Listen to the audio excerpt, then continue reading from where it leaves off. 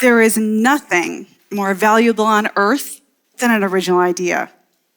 Here we are, gathered together, where the entire premise of our convening is to celebrate ideas worth spreading. Brilliant ideas, they light up a room. They light us up. Ideas are what rupture the status quo and brighten the future. Given the value of original ideas to our lives and work and economy, it might surprise you, even shock you to learn that well over half, and likely as many as 70% of them, are silenced, ignored, never heard from in the first place. More on that stat soon. But first, why? As in, why don't we see all those ideas? I've been studying this question since forever. I worked at Apple when I was in college, back when only NASA had the internet. My job was to do research and administrative support for a small strategy team. And one day, my boss asked me to join the meeting for solving some tough problem, not as a note taker, but as a participant. The topic completely eludes me, but I completely remember how thrilled I was to be included in that meeting. And so I did my homework and I showed up to that room just full of ideas. But I might as well have stayed in the parking lot. No one made any eye contact with me, much less asked me to share what maybe could have been useful, if only as a fresh take from a new voice. What happened, I wondered? Was it something personal? Should I have raised my hand even higher, or was I too eager in that golden retriever kind of way? One thing I observed, that the people in that room who got heard, they had MBAs. And that seemed to be their unspoken power. And so I thought, that's it. I just need to get more credentials. Don't most of us want to believe in the meritocracy of ideas? That if we earn enough credentials, it'll pay off. That if we work hard enough, if we lean in, we'll get it. Or that maybe we just need more confidence in our own kick-ass, badass selves. But I wish I knew then what I know now. It's not all on us. Turns out we don't fully control the outcome, because that would deny the other part of the equation. We live in a system of power that shapes things too. How can it be a meritocracy, after all, if just some ideas get heard in the first place? Since those early days at Apple, I've had a chance to work with some amazing teams to ship over 100 products. That's let me sit at a bunch of tables at a bunch of companies and a bunch of industries. And what I know for sure is that what happened in that Apple meeting happens everywhere. Some ideas are heard, most are not. Sometimes it's engineering ignoring the designers, or marketing ignoring sales, because every organization has a group that's deemed less worthy of being heard. Young people are dismissed as inexperienced, and older people as out of touch. Almost always commonly marginalized people, for example, the disabled or people of color, had their ideas marginalized too. At most tables, the person who's heard, you'll recognize these, the one with the fanciest title, even if their ideas are last year's reruns, or the loudest and most alpha of leaders, denying the value of the quiet. It was researchers Adam Galinsky and Joe McGee of Columbia University who named this phenomena that I've been observing in the real world. They wrote, power and status act as self-reinforcing loops. Status directly affects whether one's idea is heard. When I read that, I thought, yowza. And I thought through the implications. When you have power, it means that that idea gets early encouragement. So your boss, your friends, whoever hear you and they say something like, that's so original. They back you and they shape it so that idea gets developed enough to become a new reality. Those who are valued get to create value. And that leads to more results and more respect and more status. Loop to loop, up and up they go. The reverse trajectory is also true. Those who have low power get ignored, like I did in that Apple meeting, or silenced. And then even if the same words are used, so like, that's so original. The tone says they didn't actually hear you or it. We're not seeing all ideas. As in that Apple meeting, it's not that the idea is deemed unworthy. It's that the person who brings that idea is deemed unworthy of being heard. This power dynamic, it's encoded in our language. Diverse, unique, left field. We use these words, even when said positively, to describe certain people, and then normal for the rest. Normal, mainstream, majority. These are code. Those worthy of being heard, and then the rest of us are the other. Other, otherizing, othering. It's language I hadn't even heard until a few years ago. To otherize is to see someone by the group they belong to rather than as the singular person that they are. It is to see someone through a subjective lens rather than as the subject of their own story. To otherize is effectively to reduce someone's power by saying, get this, that they are different from you. But isn't the truth that each of us is different?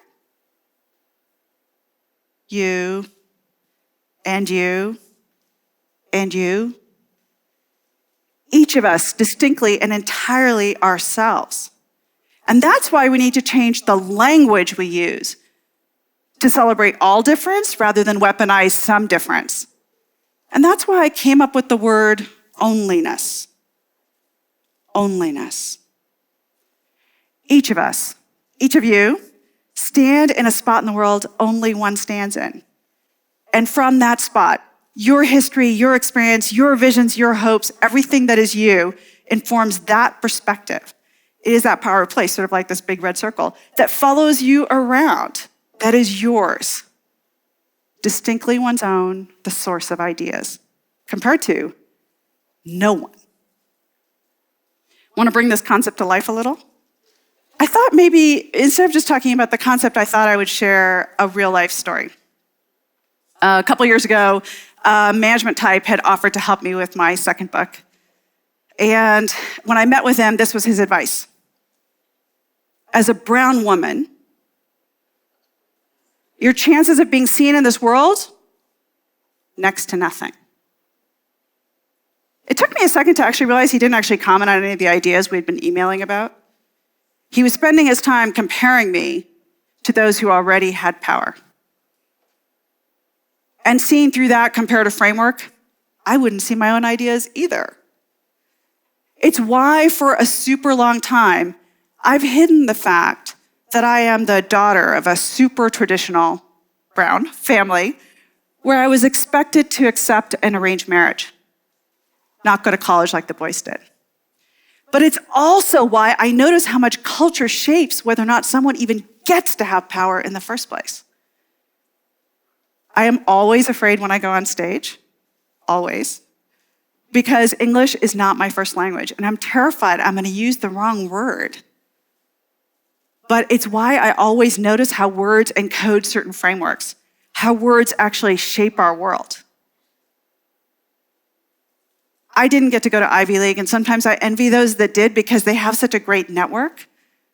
I went to community college and then a bunch of evening programs for over 12 years, and yet it was in meeting in this incredibly wide variety of students that I know for sure that good ideas can and do come from everywhere. Right? Onlyness. When you center on that spot in the world, only one stands. One gets to define how their own difference matters rather than be dismissed for it. To code rather than be coded. Now, some of you might even be standing, looking at me, standing up here and thinking something like, You proved him wrong. Any of you thinking that?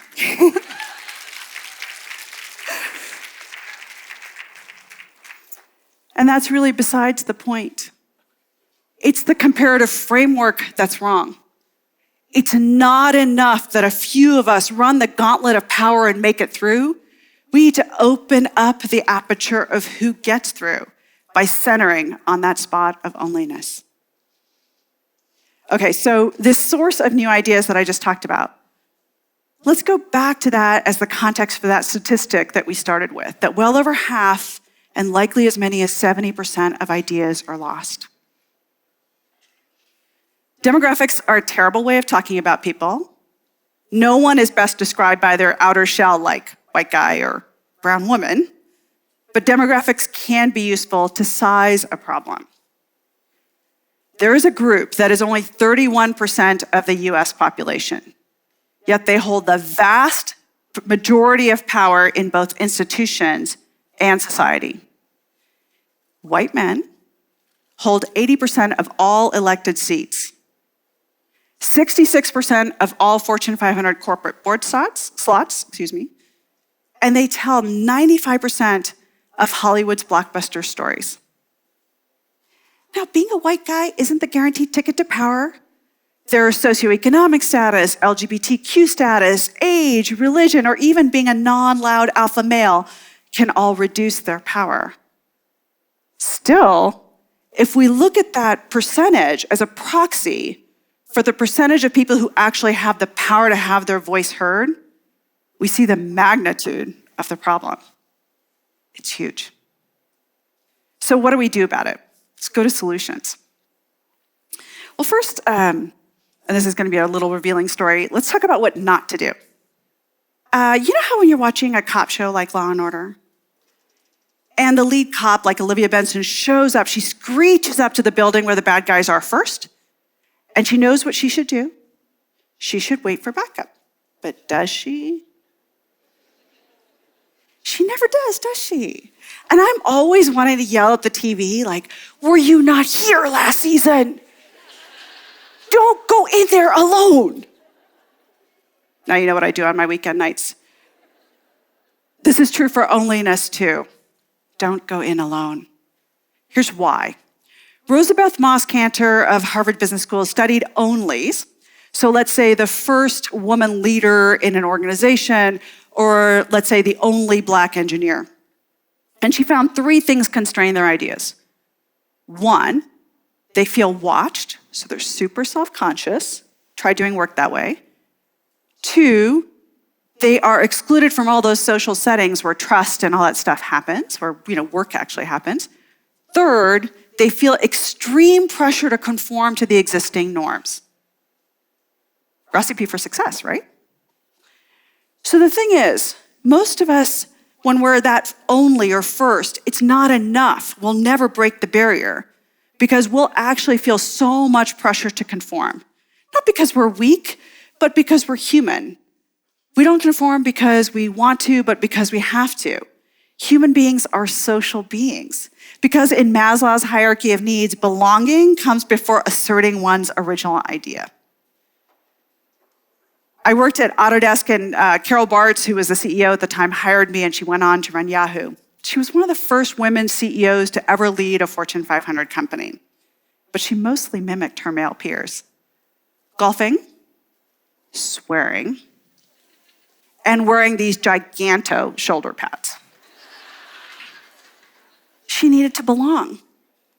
And so it's counterintuitive, but true, that if you want to claim your true, original, full, authentic self, don't be the lonely only.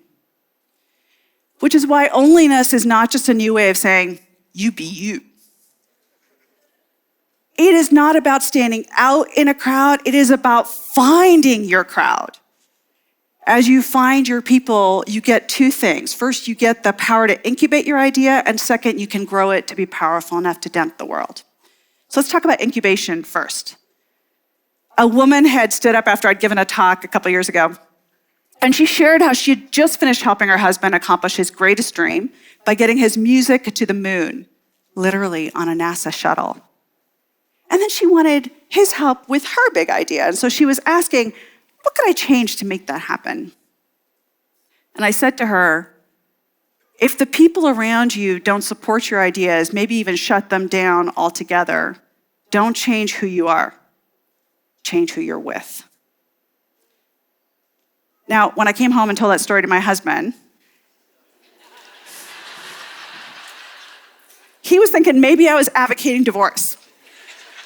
But no, what I was doing was reminding her and now us of the research, which is if the 5 people closest to you stop smoking, you're likely to. If they gain or lose weight, so will you. Ideas, they work the same way. And so figuring out how do you find that witness or your advocates, the people who get you, who get what it is you're passionate about, lets you incubate that fledgling idea so that we can even have a chance. Second reason to find your people, scale. For a long time, actually for millennia, the way that you actually scaled an idea was either by having power in society, it required that, or having a specific place in an organization, being high enough up. And now connected people can do what once only large organizations could. That gives us new pathways to power. Say you have a status quo changing idea. It's possible you could bend the will of the powers that be to you. It's just as likely that the status quo will want to squash, maybe even suffocate that lovely new idea. And now you can actually organize a crew based on what matters to you and what matters to them based on their onlyness, and actually figure out how to scale that idea. So as you find your purpose, you find your people. As you find your people, you find your power. These social, relational, human constructs, what I've just described, is what allows that individuality that we all have to actually be expressed in the world today as game-changing and power-changing. We often describe power as if it's personal. So we'll say, he or she has power. But what we've just been talking about for 18 minutes is that power is not simply personal. Power is profoundly social. And it's this insight that can tell us what to do next. How do we enable the onlyness of each of us to come out? We create those spaces, those social constructs that lets people, including yourself, to contribute from that spot in the world in which only they stand. That's how original ideas get their due. One final story on that. Karim Lakhani and a colleague of his at Harvard Business School had asked 80,000 scientists worldwide to identify their toughest and unsolved problems. And then they opened up those problems to see if anyone could offer solutions. And people totally stepped up. Women who love science, but not the sexism that came with it. Or young people who'd been told they were too young to add anything of value. Other people who were underestimated regularly. And then within a year of those 166 unsolvable problems, nearly 1/3 were solved. And nearly 100% of those solutions came from what the researchers called left field. But what we could and should and will call onlyness. There's plenty of data like Karim's study. Innovation, progress, solutions, they come from new ideas. And new ideas come from people. And not just people generically, but onlyness specifically. As we open up that aperture to look beyond those who already have a position of power in society or in organizations and include everyone so that we can see all those ideas, we can actually figure out how to solve the problems we have and create more opportunities for everyone. I bet those ideas would light up this room and light us up too. Thank you.